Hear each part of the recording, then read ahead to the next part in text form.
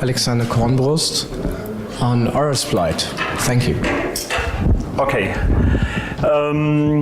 It seems there was a small communication problem because today I'm not talking about Aurosplite because at the moment we are a little bit behind schedule, but I have another interesting topic about finding sensitive information in databases and how to get sensitive information without leaving traces in the database. So for example, stealing credit card information without triggering auditing. And I hope you enjoy this as well. And questions are always welcome. A little bit marketing blah blah. So we are only specialized in Oracle security. And in the last 4 years we found more than 350 Oracle vulnerabilities. But in the meantime Oracle is more or less happy with us. And we are traveling all over the world and giving trainings and presentations. So first I talk a little bit about passwords, because in most cases you think, oh, it's lame, everybody knows where in Oracle the passwords are stored. But in the real world, if you test databases, and we test tons of databases every year, you have not only passwords in the Oracle password tables itself, you have normally custom tables. And on average you find 6, 8, 10 tables containing passwords in the database. And these passwords can often be used to get additional access in further systems. For example, do you know what the meaning of this word is? Or this? No one speaking Afrikaans?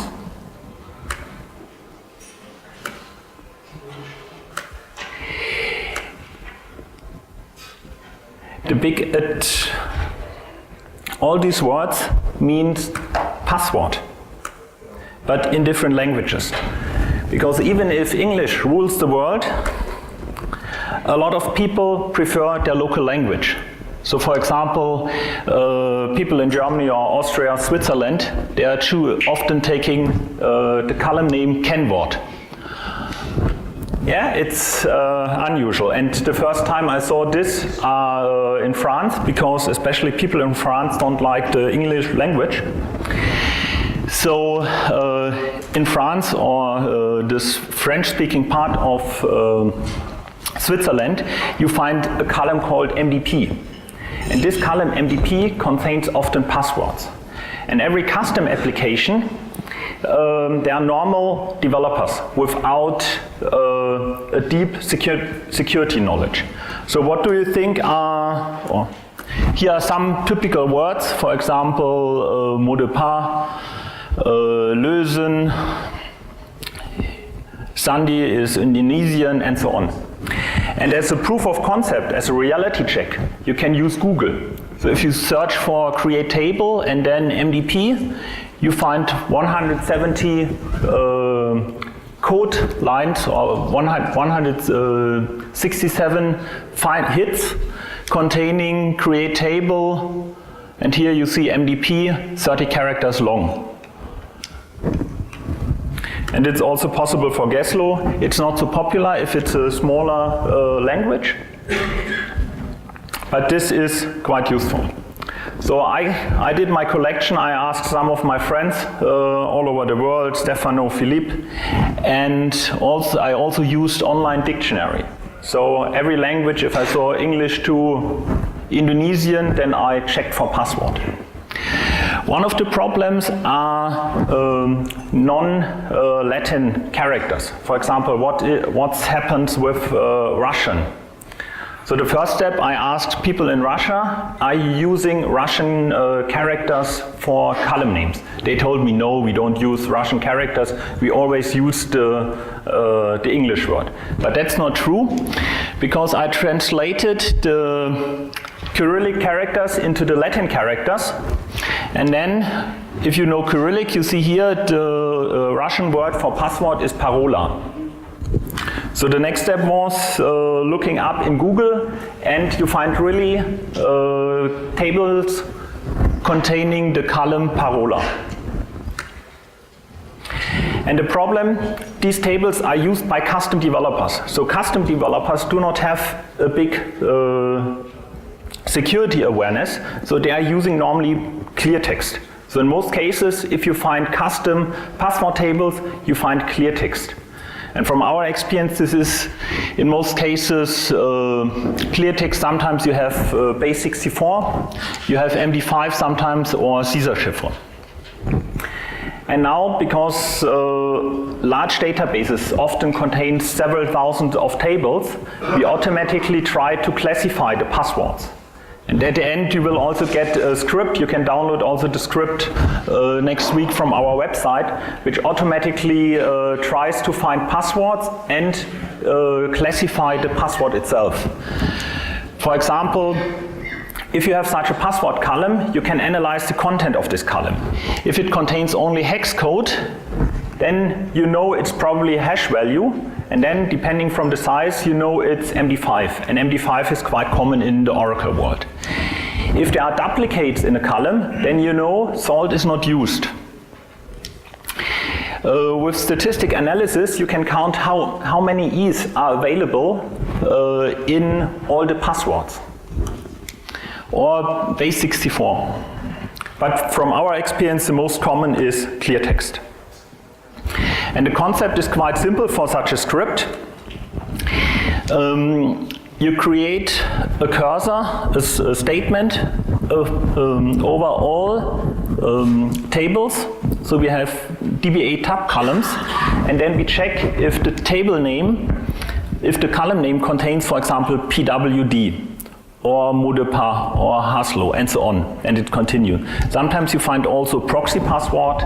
These strings are also quite common. And we have a list of 50 different typical column names. And then you run this script once, and then you get output with the different columns, how many passwords are available, and so on. And then it's pure PL/SQL. So in the next step, we generate dynamic SQL statement, which is executed afterwards. And here, for example, we are checking if the length of the password is 32, then we know it's normally MD2, MD4, MD5. But in the Oracle world, it's normally MD5, because Oracle offers MD5 library in the database, but not MD2 or MD5, and most people use the already existing stuff. And we check, for example, if salt is in use or not.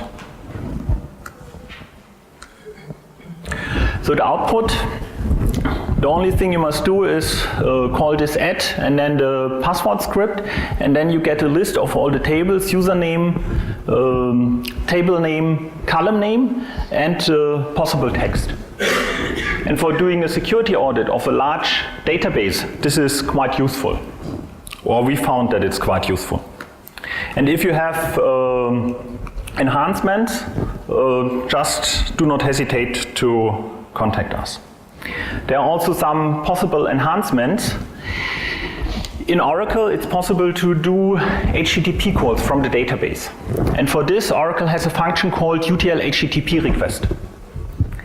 And there are also some websites in the internet, for example, md5.rednoise.com, and these websites contain a rainbow table with MD5 hashes. And in this case, we are using the UTL HTTP request to crack all the passwords in this table with one SQL statement. So Oracle is doing for every password, which is stored in web password raw, every password is sent to this website, and the result, if the password is found, is returned. And this is part of Oracle Apex, which is also installed by default in Oracle 11g. And you see that just with a few SQL statements, you can get passwords. And the idea why we concentrated on this, we are using this for password crackers. Because if someone is using a clear text password, super duper 2007, then the possibility that he's using this password in other environments is quite high.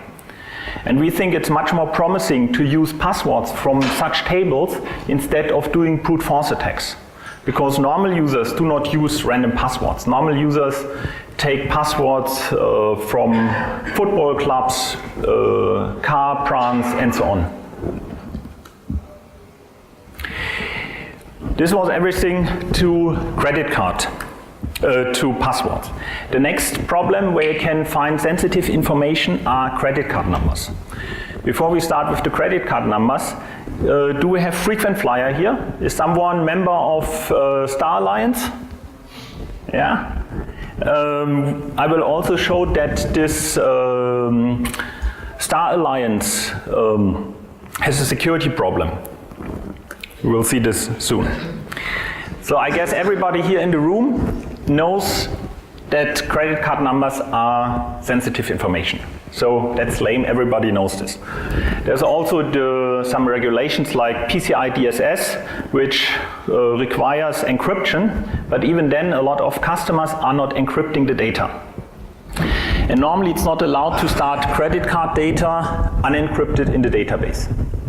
And during this presentation I will show that even if you store the credit card data encrypted in your database, you can get the unencrypted data independent from the encryption algorithm.